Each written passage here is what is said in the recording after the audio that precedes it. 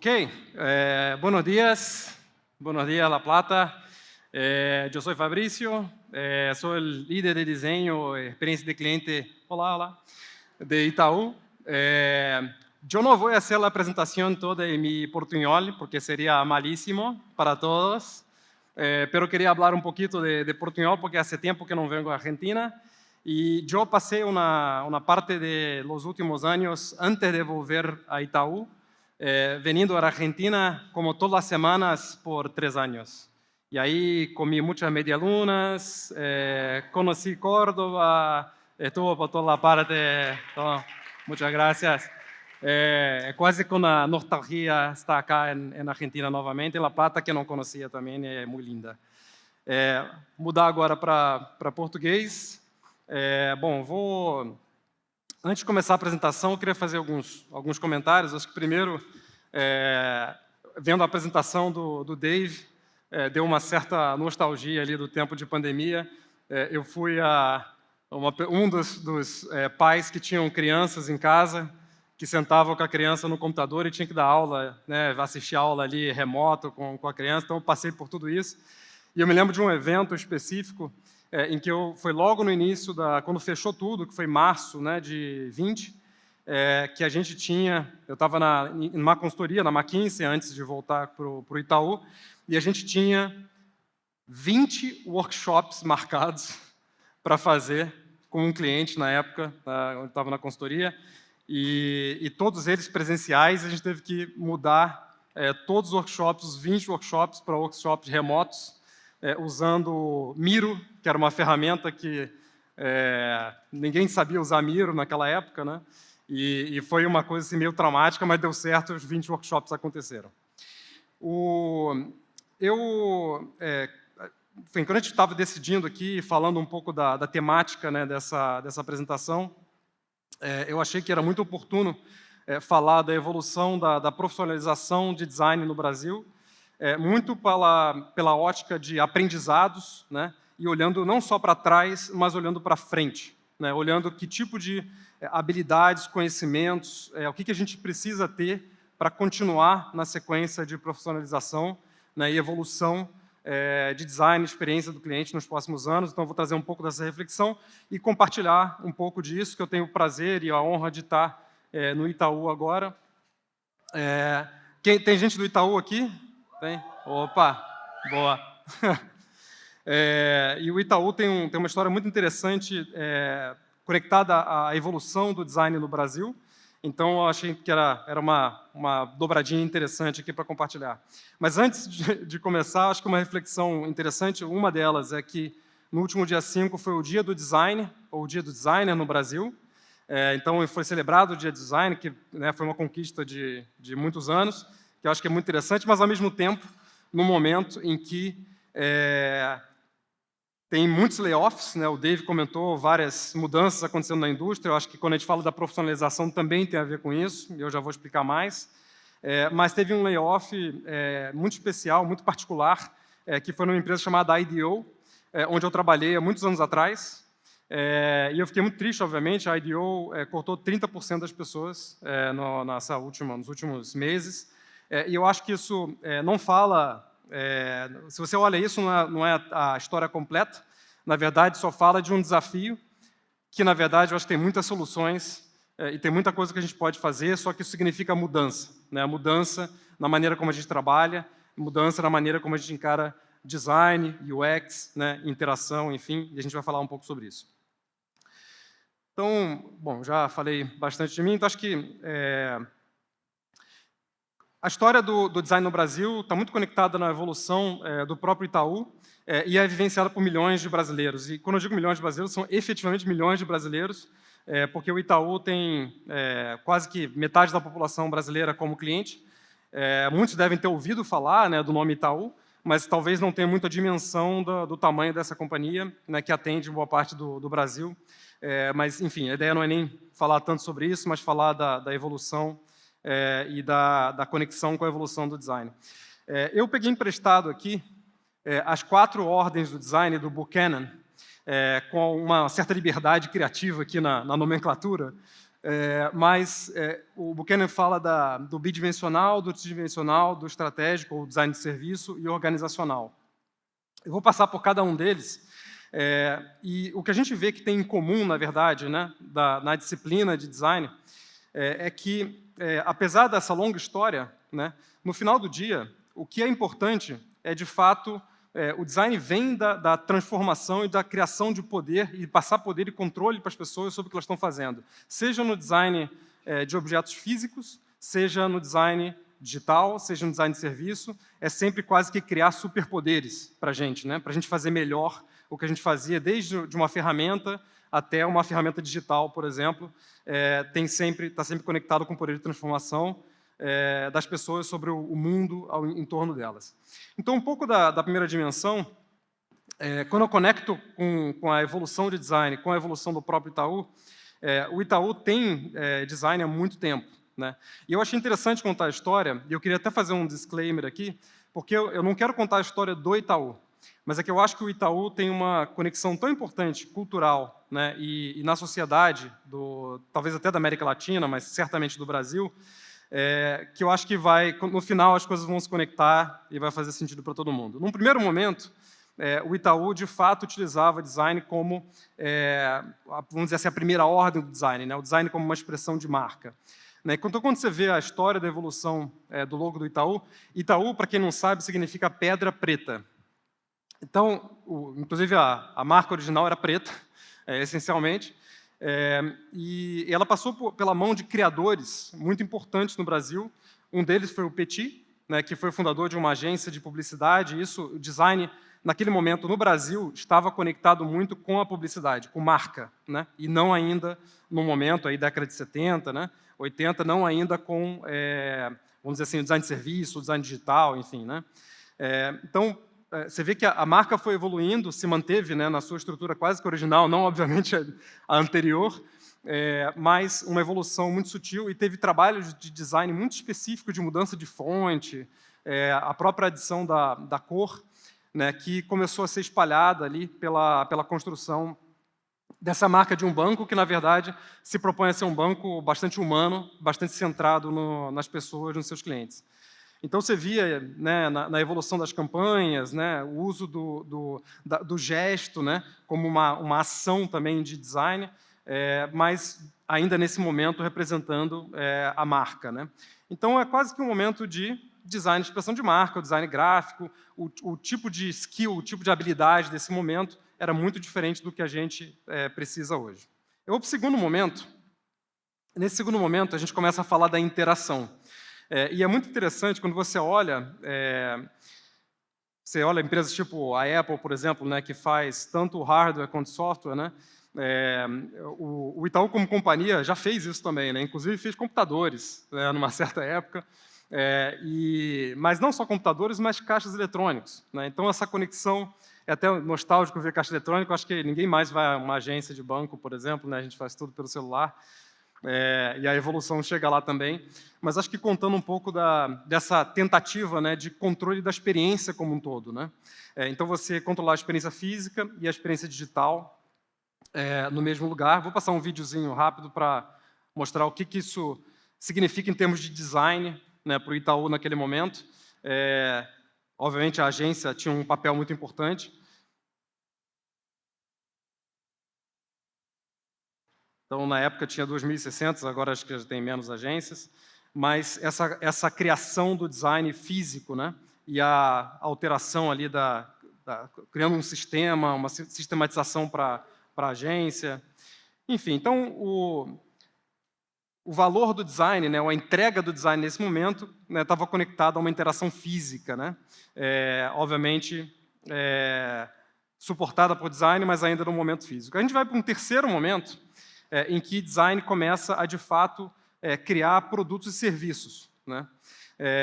E os produtos e serviços, como vocês devem conhecer, né, adaptados à digitalização, obviamente. Então, isso aqui é uma imagem antiga do Internet Banking, que foi feito há 20 anos atrás. Então, o Itaú foi super pioneiro, né? Até dá uma certa nostalgia ver assim, né, o Internet Banking. Assim, hoje em dia, acho que quase ninguém usa internet banking mais, está tudo no celular. Depois foram criados produtos e serviços, foi criado um primeiro aplicativo de transferência peer-to-peer, de pessoa para pessoa, na América Latina, foi feito pelo Itaú, também com uma... e esse, na verdade, eu tive muito próximo na época, isso foi há mais ou menos uns 10 anos atrás, eu estava no Itaú na época, e partiu de um processo totalmente centrado nas pessoas, né, centrado nos clientes, entendendo que, de fato, as pessoas queriam fazer transferências umas para as outras de maneira muito fácil. Esse aplicativo, você abria o aplicativo, ele pegava todos os seus contatos, a lista de contatos, era meio que um Pix, assim, a transferência digital que tem no Brasil agora, só que há 10 anos atrás. E isso mostra o poder de design como uma disciplina que transforma e cria inovação e cria novos produtos numa organização tão grande, tão complexa quanto o Itaú. E foi um momento também de muita busca, muito entendimento, muita conversa com clientes. Foi a famosa fase da digitalização, a evolução digital dos bancos, né, e tal.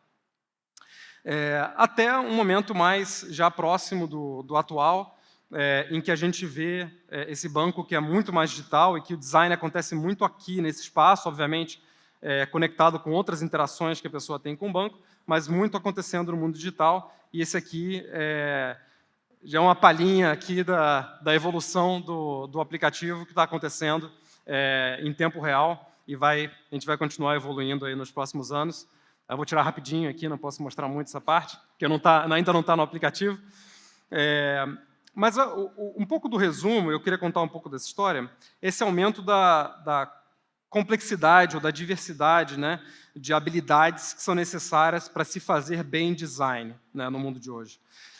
E que talvez companhias como a própria IDEO, né, fazendo uma reflexão histórica assim, de onde eu tive há muitos anos atrás, talvez não tenha conseguido acompanhar da maneira como é necessário acompanhar para a gente poder exercer o nosso trabalho em toda a sua plenitude. Então, o que a gente vê é uma evolução, de fato, de disciplinas que saem desde da gente fazer pesquisa ou fazer UX, até, né, a arquitetura de informação, o research de uma forma mais abrangente, né, até o design do negócio, por exemplo, conteúdo, por exemplo, né, que é uma disciplina que hoje é importantíssima, né, para tudo que a gente faz na interação com o cliente, e vai para um quarto momento.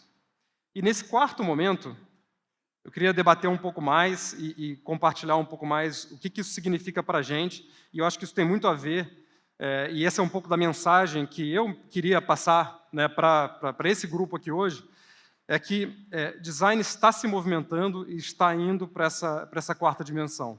E o que é essa quarta dimensão, né? Ela tem um caráter que a gente está chamando do design organizacional, é quase que um caráter de transformação, né?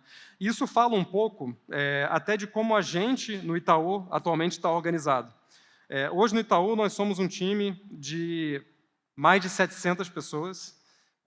Essas 700 pessoas, diferente, e talvez até por essa reflexão muito desse momento, né, da evolução de design, o Itaú não fez nenhum layoff em relação a carreiras criativas de design e mesmo tecnologia, e, na verdade, até aumentou o time nos últimos anos, porque a gente entende que design tem um caráter transformador. Porém, não é aquele design, talvez, que vinha sendo feito nos últimos anos, que foi muito inflacionado, né, pelos investimentos em tecnologia, né, tudo que aconteceu, mas, na verdade, é um design que tem um caráter muito de criação de valor para a companhia e transformação da própria companhia. Eu já vou explicar um pouco mais sobre isso.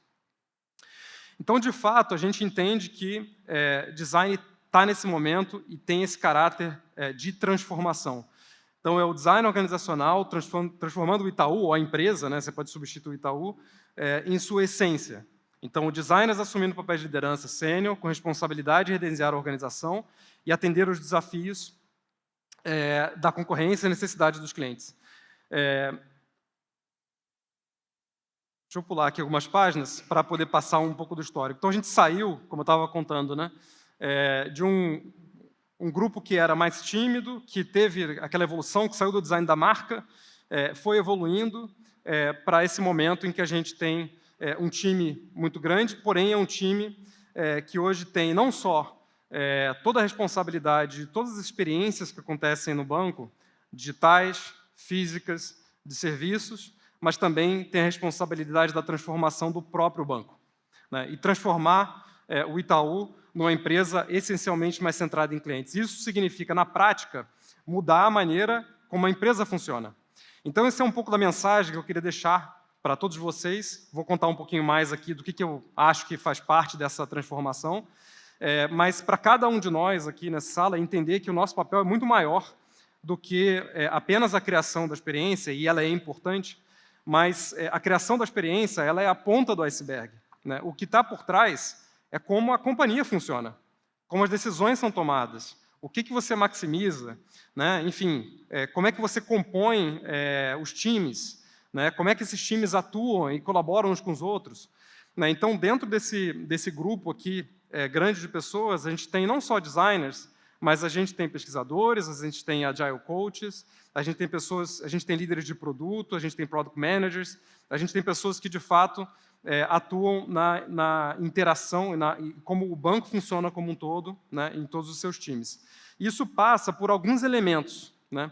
E eu selecionei alguns deles que são exatamente elementos transformadores que a gente está debatendo no Itaú nesse momento. Então, começando pela topologia, eu falei da estrutura dos times, né? Então, a topologia, como é que os times são compostos? Quantas pessoas tem? Né? A gente vai ter data science, vai ter designer. Como é que é essa composição de time? O desenvolvimento de produtos, né? O product management, né? Que assumiu um papel muito importante. E aí até eu estava debatendo outro dia um pouco essa questão dos layoffs lá da IDEO e tal, e a gente estava conversando com uma pessoa que eu conheci, que é um alemão, mora lá, e o escritório da IDEO da Alemanha tinha sido fechado, e a gente estava debatendo um pouco sobre isso. E um dos temas que surgiu na conversa foi exatamente a integração que acontece atualmente entre design e produto, né? Essa conexão de design e produto para tomada de decisão que considera não só o cliente, mas também o negócio, ela é muito importante. Então, se sentir empoderado e participar desse tipo de discussão é muito importante. Obviamente, todos os elementos de tecnologia, né, quem participa, né, quem lidera, quem participa de cada time, e por último, né, e last but not least, mas a gestão de indicadores. O que você maximiza? Né? Você está maximizando resultado ou você está maximizando apenas, ou você nem sabe o que está maximizando, na verdade, né? Então, a grande pergunta aqui é entender, ou talvez o grande ponto aqui é entender qual é o nosso papel nesse sistema, né? Qual é o nosso papel no sistema da companhia, né? Em dar forma a como a companhia funciona. E aqui um pouco da reflexão, a gente vem evoluindo, né, e mapeando as habilidades, né, os skills. Então, tem alguns que são bem conhecidos, né, pesquisa e estratégia, por exemplo, ou design e craft, né, ou artes visuais, mas também conteúdo, dados e experimentação, né, como um conjunto de disciplinas, e esse é exatamente o mapa de disciplinas que a gente usa para poder debater as disciplinas, né, no nosso time, e até a gestão de pessoas, de produtos, e essa atuação transformacional que exige uma série de outras habilidades, eu já vou comentar mais sobre elas. E aí a gente se pergunta, né, mas como é que a gente falou da profissionalização até agora, né, mas como é que a profissionalização continua nos próximos anos, né? Então, eu trouxe aqui uma imagem interessante. Eu estou com o Maia aqui, que é parte do time, e a gente estava, né, ele fez, na verdade, essas capas para um evento interno, e essas capas foram criadas com inteligência artificial. Então, foi totalmente criado usando inteligência artificial. Até uma coisa curiosa, né, porque são capas de revista física, né, criadas por uma coisa digital, enfim. Mas foi um evento interno que estava acontecendo nas nossas áreas lá.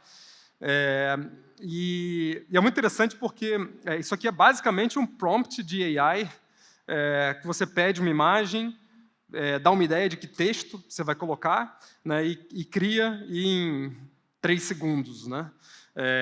E imagina o potencial de tudo isso no trabalho que a gente faz, né? Será que isso muda a composição dos nossos times? Será que muda as habilidades que a gente vai ter no nosso conjunto, naquele mapa, né, que a gente falou aqui de habilidades? Ele muda as habilidades que a gente vai ter aqui nesse mapa, né? Eu não tenho a menor dúvida de que vão mudar, né? Então, eu queria fechar com 3 grandes pontos, vamos dizer assim, de evolução, né? E que, de fato, vão, na minha percepção, dar forma à profissionalização e evolução da disciplina de design nos próximos anos. O primeiro eu já comentei, então não vou falar muito mais em detalhe, mas eu queria reforçar que essa questão do design, ou da designer como uma pessoa que está fazendo a transformação daquela companhia, né? E por que transformação, né? Porque muito tempo se passou, a gente se falou muito, né, digitalização, transformação digital e tudo mais, mas levanta a mão quem, de fato, está numa companhia essencialmente centrada em cliente, que essencialmente cria valor baseado no valor que é criado para as pessoas, né? Então, esse caráter transformacional ele vai continuar, né, nos próximos anos, eu não tenho a menor dúvida, só que ele exige habilidades diferentes, eu vou comentar um pouco sobre essas habilidades. O segundo deles tem a ver com diversidade. Diversidade é um tema que ainda, na minha percepção, está no início do seu debate, e, para mim, a diversidade no sentido mais amplo da palavra. Não só a diversidade dos times, mas a diversidade de soluções que a gente cria para as pessoas, né? Recentemente, estava conversando com algumas pessoas, estava fora num evento, e aí teve um comentário que me chamou muita atenção, e eu comecei a usar e refletir sobre isso e compartilhar com outras pessoas, que é quando a gente cria para a acessibilidade ou para a diversidade de usuários, a gente cria produtos melhores, né, e serviços melhores. Porque eles exatamente consideram, se você de fato entende aqui nessa sala a diversidade de perfis que tem aqui, a gente quase que deveria ser até muito customizado, muito personalizado em tudo que a gente faz. A maneira como a gente cria mensagens, serviços, produtos, enfim. Então, eu acho que o design e a diversidade, a gente ainda cria quase que uma solução única, né, para todo mundo, e não necessariamente, né, e talvez até a própria inteligência artificial ajude a gente a criar soluções que são muito mais completas, né, e são muito mais diversas para cada um de nós, para como a gente entende as coisas, enfim. E o terceiro, não tenho a menor dúvida, é inteligência artificial. E aí eu coloquei aqui menos respostas e mais perguntas, na verdade, que eu acho que está todo mundo passando pelas mesmas perguntas, e eu vou ler algumas delas aqui, né? Inteligência artificial é aquela coisa assim, né? É aquele martelo que você usa para tudo, né? Você começa a martelar tudo, acha que tudo é prego, né, em volta de você. Mas que problema a gente está resolvendo de verdade, né? Então, essa habilidade, né, para a gente, como designers, de entender que problema a gente quer resolver e não sair criando soluções, porque senão tudo vai virar chat, né? Tudo vai virar chat GPT, né? Solução para tudo. Só que chat GPT é a solução para tudo, né? Então, acho que passar por essa reflexão. Como é que a inteligência artificial, na verdade, pode empoderar os times, não tirar o poder deles, né? Então, como é que você domina esse tipo de tecnologia e usa ela, de fato, para criar melhores soluções? E, cara, vai mudar as nossas habilidades, vai mudar a composição dos times, vai mudar a maneira como a gente trabalha? Vai. A gente não sabe ainda, mas, enfim, acho que temos mais perguntas do que respostas, né, quando a gente fala de AI. E a gente tentou fazer um resumo aqui final de algumas habilidades que a gente acredita que vão ser importantes para a evolução de design nos próximos anos. Então, vou mencionar algumas delas. O prompt design, né? Então, você fala de inteligência artificial, essa criação do prompt, né? E você definir o prompt faz toda a diferença. Outro dia eu estava fazendo como todo mundo, ou quase todo mundo deve ter feito, uma imagem minha da Pixar, né? Eu estava lá, né, tal, com o prompt, aí eu pedi uma ajuda para uma pessoa, como é que você fez o seu prompt? Aí ela me passou, aí eu usei o prompt ali, então esse prompt design talvez seja de fato uma coisa que a gente precisa aprender e ter mais profundidade. De fato, entender a definição de que problema a ser resolvido, né, e não sair resolvendo tudo e achando que a tecnologia vai resolver tudo. O Dave falou muito da questão do trabalho remoto, né, então o híbrido e a colaboração, e como é que a gente trabalha dessa maneira, que ferramentas a gente usa, acessibilidade a gente falou, P&L, né, entender como é que é gerada a receita da companhia, né, como é que são, para onde que vão os custos, né, entender como é que os produtos, como é que a companhia ganha dinheiro, né? Isso é muito importante para a gente definir melhor, né, o nosso trabalho. Gestão de pessoas, liderança de pessoas, a gente vem falando de liderança, né, nos últimos anos. Eu acho que a gente está no início ainda nessa discussão em carreiras técnicas, né, em relação à liderança. Gestão de stakeholders, você se comunicar e conectar com liderança sênior na companhia como um todo, e tomar decisões juntos, e saber até onde você vai, até onde você não vai, como é que você se posiciona numa reunião, que tipo de comunicação você faz. Isso tudo muda completamente a maneira ou a habilidade que a gente tem de navegar uma companhia e, de fato, efetuar a transformação que a gente acredita que é importante, que está ali, que é o change management, a ciência de dados. Então, aqui só para dar um painel assim, de algumas das dimensões, talvez tenham outras aí para o futuro. E fechar dizendo que, apesar de tudo isso, a gente está aqui para mudar a vida das pessoas para melhor, né, em tudo que elas fazem. Então, no final, apesar do AI e tudo mais, a gente ainda acredita que o que faz design se manter relevante como disciplina, mesmo no mundo de inteligência artificial, é, de fato, criar mudança positiva na vida das pessoas. Era essa a mensagem. Vou deixar um tempinho aqui para a gente fazer um bate-papo aqui de perguntas. Obrigado, pessoal.